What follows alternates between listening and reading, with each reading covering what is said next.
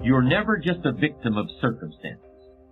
No matter what happens, you're never without options that can get you back on track. It takes courage to recognize that, because it means accepting responsibility for your own future. But I would suggest that we should accept that responsibility because no one is really going to accept it for us, no matter what we may have been led to believe. Let me emphasize that underlying most fear is the fear of helplessness, of being victimized or being blown around by the winds of fate like a leaf is blown off a tree. But is that really a legitimate way of looking at things? To me, it sounds like being afraid of the dark, in which case the best thing to do is to get yourself up, out of bed, and switch on the light. After all, the people who built this country didn't feel helpless when they faced obstacles that we can hardly even imagine today. I'm not saying we should all just gather around the campfire and tell stories about George Washington, but we should realize that every generation has faced insecurities and lived with them and triumphed over them. It's only in the past 50 years or so people have come to expect a life without real tough times and real difficulty. But adversity isn't something to fear. It's something to expect, something to prepare for, and something to overcome. The truly courageous person is not immune to fear, but it plays a different role in his or her life than it does for other people. If you're a courageous person, your fears aren't about what someone might do to you or something that might happen to you. Your fears are about not living up to your ideals, about reacting instead of acting, about not taking advantage of the opportunities that are always within reach. A truly courageous person is not afraid of what might or might not happen next week or next year. He fears not making the most of every moment today. A truly courageous person fears the impulse to dominate other people. She leads by helping others to be their best. A truly courageous person fears doing anything that he or his loved ones might be ashamed of. A truly courageous person fears making appearances more important than realities, making impressions more important than communication, making himself more important than those who are depending on him. But there's one thing a courageous person fears most. Have you ever seen a deer caught in the headlights of a car? The way the deer just stands there as though paralyzed with the car bearing down? The truly courageous person fears ever getting caught like that, and a constant part of his or her life is dedicated to making sure it never happens. In other words, the truly courageous person, as someone once said, fears nothing except fear itself. Honesty and integrity are two qualities of a strong character that are fairly easy to define. Say what you mean what you say. Do what you say you are going to do when you say you're going to do it. That's integrity. A clear correspondence between words and deeds. Don't lie, tell the truth. That's honesty. Despite the fact that these are some of the clearest, most easily recognized elements of strong character, in the real world, they're also some of the most difficult to find. It seems it's always been that way. In ancient Greece, the philosopher Demosthenes went searching for an honest man, and he never found one. I've been fortunate. I think I've known a great many honest people. But if I measured that number up against all the less than ethical people I've encountered, I guess I'd have to admit that even in my experience, honesty and integrity are rather rare. Why is that? I hope to provide some answers. But just as our discussion of courage began with a look at fear, I want to start talking about honesty by looking at the exact opposite of honest behavior. There was a time when telling a lie was very serious business. I'm speaking now of the days before lawsuits and legally enforceable contracts. In those days, lying was a very serious matter. It was also very serious if you accused someone of lying. Today, a breach of integrity in a business matter might mean calling in the lawyers. But for hundreds of years in the past, calling someone a liar was the most common way to provoke a duel. At first with swords, later with pistols. Dishonesty was treated like a personal insult that demanded immediate redress. Everyone knew the big problems that could result if you got caught, so lying to another person took a certain amount of, what's the right word, foolish bravery maybe. But there's no such risk today, is there? Some people lie all the time without thinking about it. Most people know when they're being lied to, which they may find irritating, but they just accept it. Maybe they decide to become liars themselves. In any case, very few duels are being fought. To explain this, I think we can make a comparison between how some people today feel about lying and how they feel about money. It used to be you either had money or you didn't. When you bought something and the bill came, you had to pay it, or there was an immediate problem. There were only two alternatives. You took care of your debt, or you were a thief. Some people would literally take their own lives if they couldn't honor their debt. I'm sure we agree that's not exactly true any longer. Many people don't feel the same kind of personal responsibility about paying debts promptly. And today, of course, we can put off paying for our purchases as long as we can make the minimum payment on our credit card. That pain that comes with having to shell out hard cash for something, the pain of maybe having to give something up in order to have this thing, we can avoid that pain. We can put it off indefinitely as plastic debt. Of course, there's going to be a high rate of interest on that debt, and the balance due can quickly mount up, but most people don't even think about that. It's a price they're willing to pay in order to have exactly what they want right now. There are many situations where it's painful to tell the truth. It's painful in just the same way that paying a big fat bill is painful. In fact, we even use the same words to talk about paying debt and telling the truth. We may talk about somebody's word being like money in the bank. We talk about being held accountable, about having to account for yourself, about being called to account. If you've done something that you're really not proud of and you're called to account for it, well, what does that feel like? How do you handle it?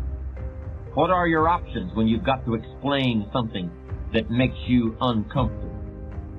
Well, it's a bit like that moment of decision when the credit card bill comes every month. If you want to pay off the whole balance, there may be some pain and sacrifice involved. You may have to grit your teeth. You know that your life will be simpler in the long run, but it's going to hurt a little right now to pay off the new golf clubs or the new computer. Or how about the 60-foot yacht? I don't actually know if you can put a yacht on a credit card, but I've certainly known people who would if they could. Gritting your teeth and paying in full can hurt. So quite often it seems easier to pay the minimum and delay the pain until next month.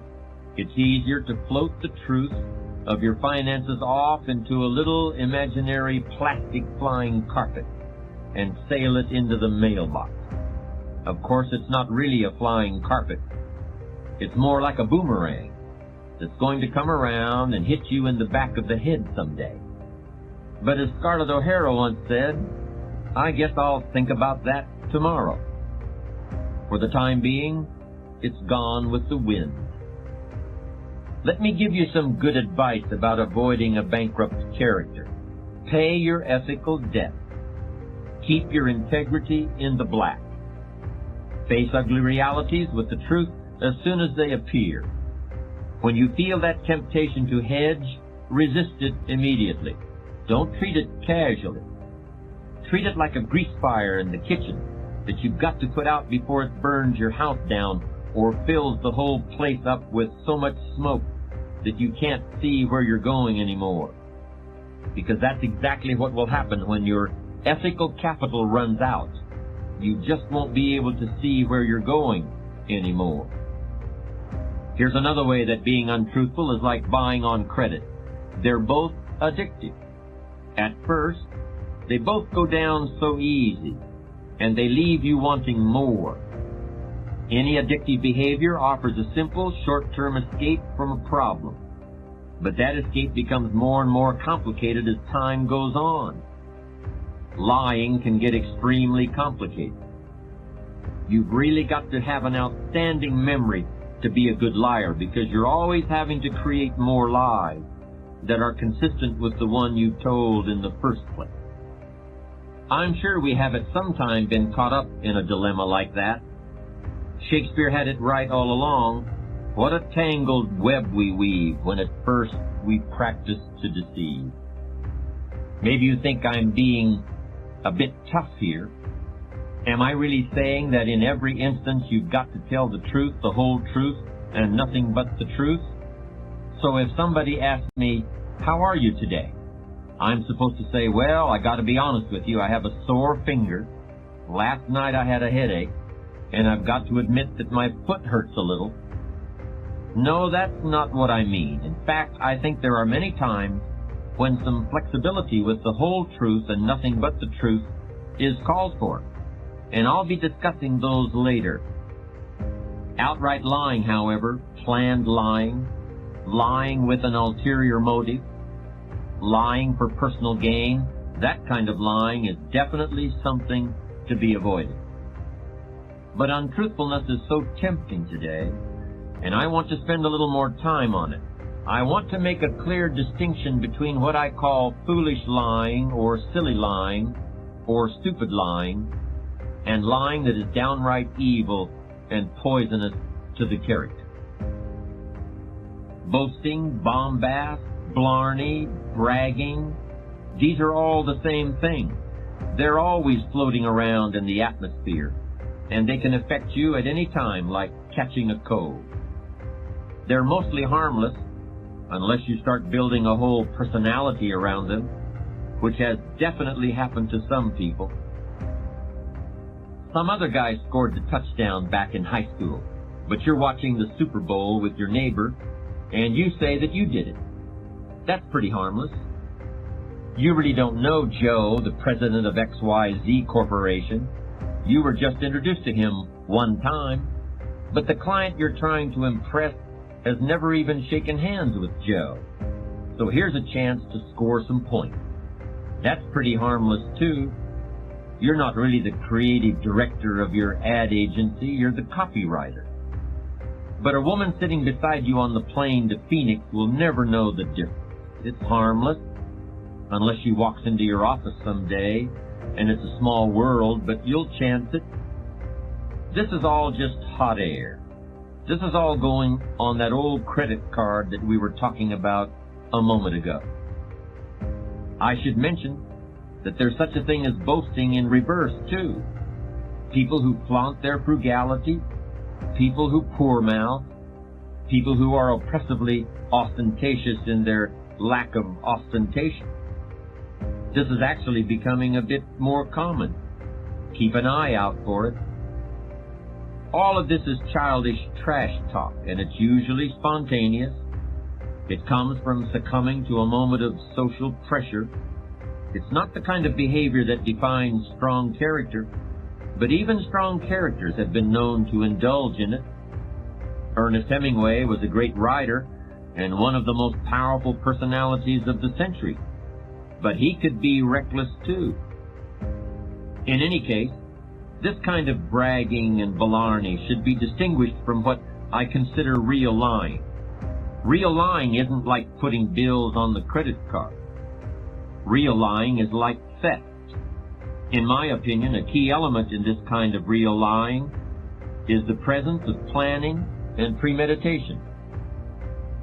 If somebody is a supervisor in a corporation and he steals one of his subordinates' ideas and takes credit for it in the eyes of the CEO, that requires a whole chain of events. and a conscious decision to keep the deception going through the various links in the chain. That kind of lying is theft. It's not only theft of the subordinate's idea, it's stealing from the CEO too. It's stealing the CEO's sense of reality. It's creating an illusion. If someone falsifies an earnings report in order to inflate the price of a company's stock, that's deliberately creating a mirage in the minds of the investors. In the real world, both these examples have happened, and many times lives and careers have been ruined. It's been my experience that those who engage in serious lying and unethical behavior get caught one way or the other. Usually the people who are being deceived awaken from the illusions that have been foisted upon them. But even if this never happens, the criminal, and I don't think that's too strong a word, has to buy into the illusion so deeply himself that his own sense of reality is eroded. By trying to loosen other people's grasp of the truth, you end up losing your own. All of it, small-time lying and big-time deceit. It all comes from fear. Somebody is afraid the truth about themselves isn't good enough, so they depart from the truth. Somebody secretly fears that they can't really come up with ideas of their own, so they steal somebody else's ideas. Or they fear their company isn't really going to succeed, so they come up with a way to inflate the share price. It's really cowardice. Remember what we said about courage? Courage is fearing the right thing at the right time and in the right way. Fear the temptation to misrepresent who you are or what you've done or intend to do. Trust who you really are. Trust your ability to earn the respect of others. Pay whatever price the truth costs. Pay that bill immediately. Because in the long run, it's a real bargain. When you're in a leadership position, whether it's in a business or as the head of a family, honesty and integrity are not as important as money or shelter or a telephone. Honesty and integrity are infinitely more important than any of those things. They're about as important as having air and food and water. For a leader, honesty and integrity are absolutely essential to survival. A lot of business people don't realize how closely they're being watched by their subordinates. Remember when you were a kid in grammar school, how you used to sit there staring at your teacher all day? By the end of the school year, I'll bet you could have done a perfect imitation of all your teacher's mannerisms. I'll bet you were aware of the slightest nuances in your teacher's voice. All the little clues that distinguished levels of meaning, that told you the difference between bluff and now I mean business. You were able to do that after 8 or 9 months of observation. Suppose you had 5 or 10 years. Do you think there would have been anything about your teacher you didn't know? As a manager, there probably isn't anything your people don't know about you right this minute. If you haven't been totally above board and honest with them, it's certain you haven't gotten away with it. But if you've been led to believe that you've gotten away with it, it's most likely because people are afraid of you. That's a problem in its own right. But there's another side of the coin too. In any organization, people want to believe in their leaders. If you give them reason to trust you, they're not going to go looking for reasons to think otherwise. And they'll be just as perceptive about your positive qualities as they are about the negative. I heard a story of a situation that happened some time ago at a company in the Midwest. The wife of a new employee experienced complications in the delivery of a baby. There was a medical bill of more than $10,000, and the health insurance didn't want to cover it. The employee hadn't been on the payroll long enough. The pregnancy was a pre-existing condition, one thing or another. In any case, the employee was desperate. He approached the company CEO and asked him to talk to the insurance people. The CEO agreed, And the next thing the employee knew, the bill was gone. The charges were rescinded. But when he mentioned to some colleagues the way the CEO had so readily used his influence with the insurance company, they just shook their heads and smiled. The CEO had paid the bill out of his own pocket, and everybody knew it, no matter how quietly it had been done. An act of dishonesty can't be hidden, and it will instantly undermine the authority of a leader. But an act of integrity is just as obvious to all concerned. When you're in a leadership position, you have the choice of how you will be seen, but you will be seen one way or the other. Make no mistake about that. Leadership of a family demands even higher standards of honesty and integrity. And the stakes are higher too. You can replace disgruntled employees and start over. You can even get a new job for yourself if it comes to that. But your family can't be shuffled like a deck of cards.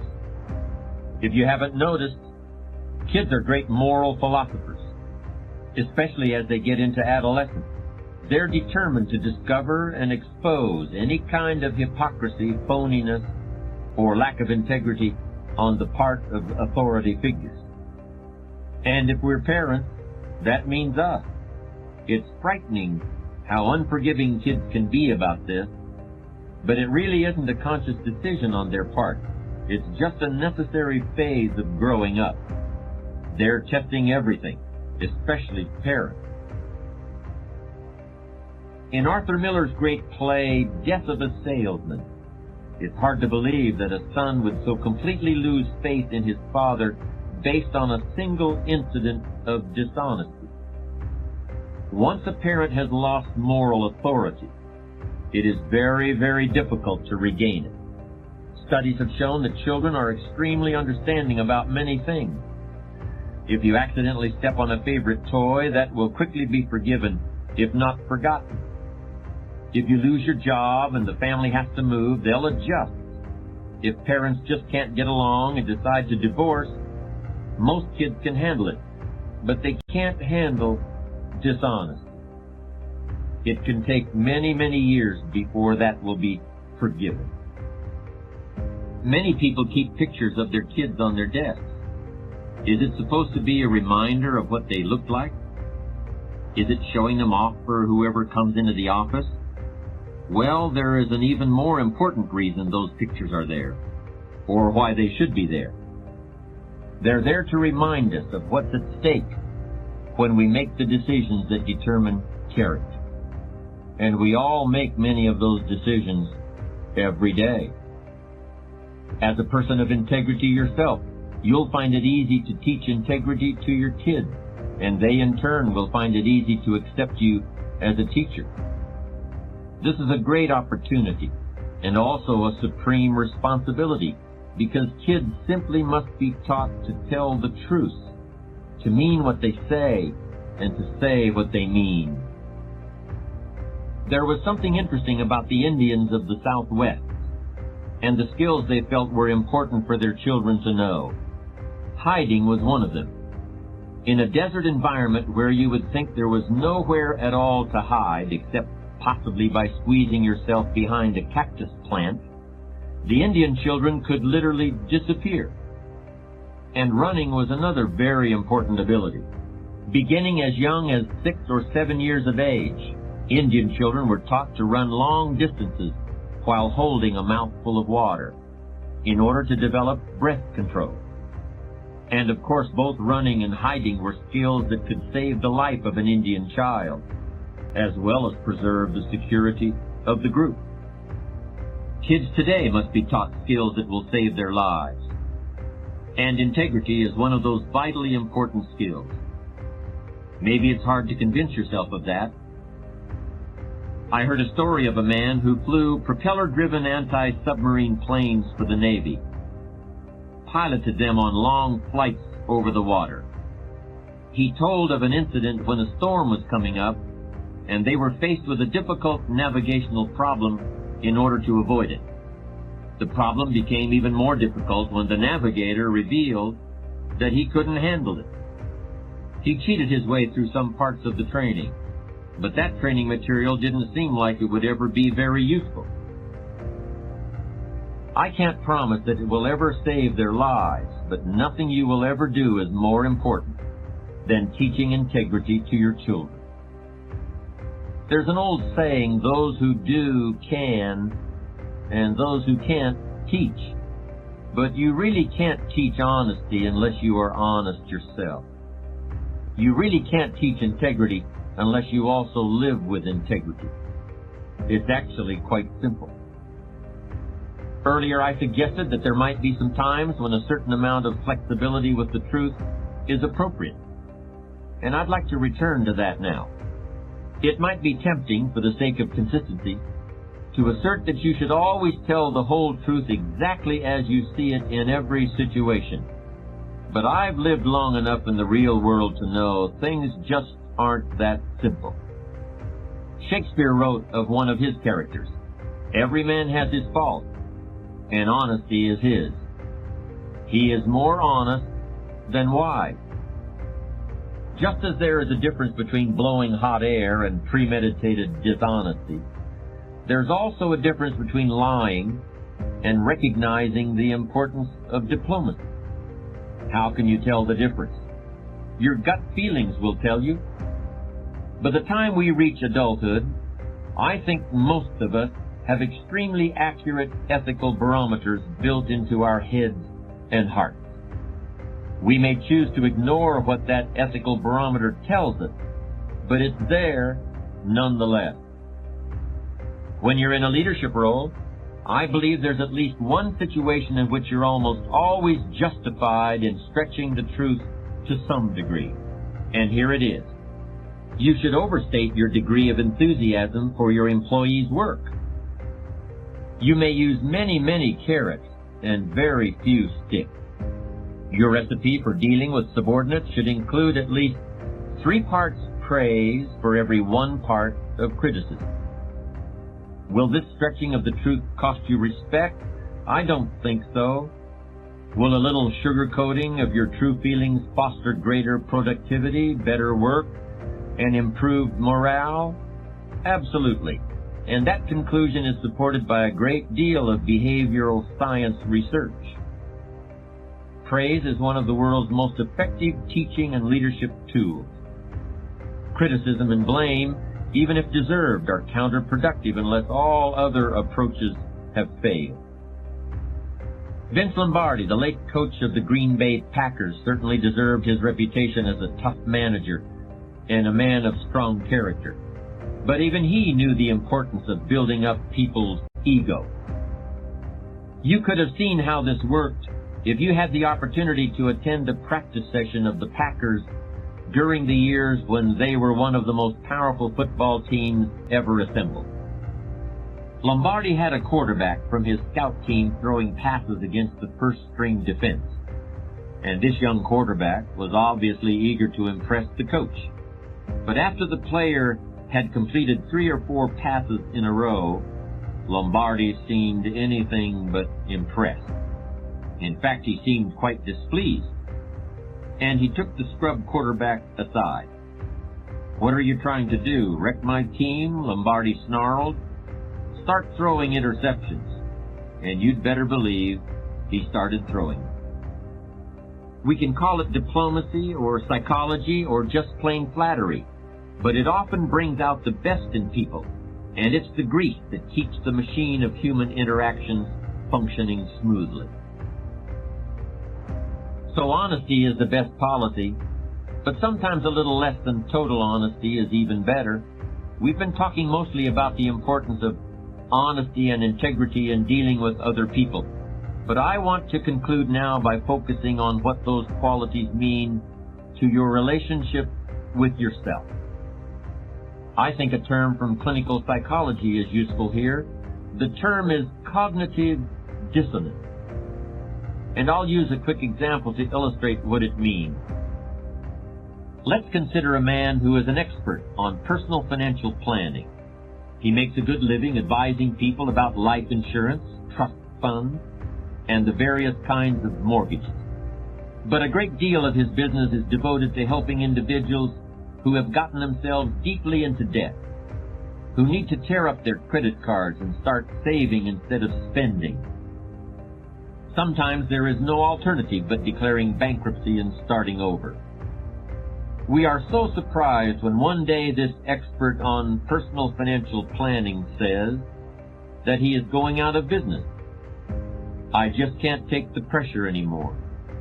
It's too much stress. Well, we can understand that.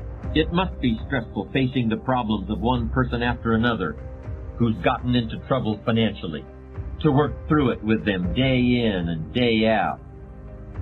But here is the big surprise. I'm the one who's in trouble financially, he suddenly admits. I'm behind on everything, even my car payment. And after lecturing about the perils of debt all day, I can't stand to look in the mirror anymore. Wow. This man is experiencing cognitive dissonance in an extreme form. He is trying to live with two conflicting images of himself in his head, and the strain is simply using up all his energy. He's fundamentally a good person. He really believes in doing the right thing, but that's the trouble. He knows he's living a lie, and the stress of that finally gets to him. You might be surprised by the percentage of high-level managers and professional people who secretly know that they're presenting a false image to the world. The need to keep up appearances, the competition with peers, the pressure to make every year better than the last one. All this can make it very tempting to put on a mask. I'm not talking about just boasting here. I'm talking about creating a real split between what you're telling the world and what you know is the real truth about yourself. All the world's a stage, and to some extent we're all playing roles, but living with honesty and integrity can make it all a great deal easier. This is where ethics and psychology really overlap. Not only is it right to minimize cognitive dissonance, in the long run, it's a lot easier on your psyche. We all know people who have gotten ahead as a result of dishonest or unethical behavior. When you're a kid, you think that never happened. But when you get older, you realize that it does. Then you think you've really wised up. But that's not the end of it. When you get older, you see the long-term consequences of dishonest gain, and you realize that it doesn't pay in the end. I've seen people who have made millions with questionable business tactics, and I've also seen a higher percentage of health problems among those people than any insurance actuary could possibly account for. I've seen people who decided to sell out their friends or their business partners in order to cash a big check, and those people wind up looking 20 years older than their age. Stick around, keep your eyes open, and I think you'll see it's true.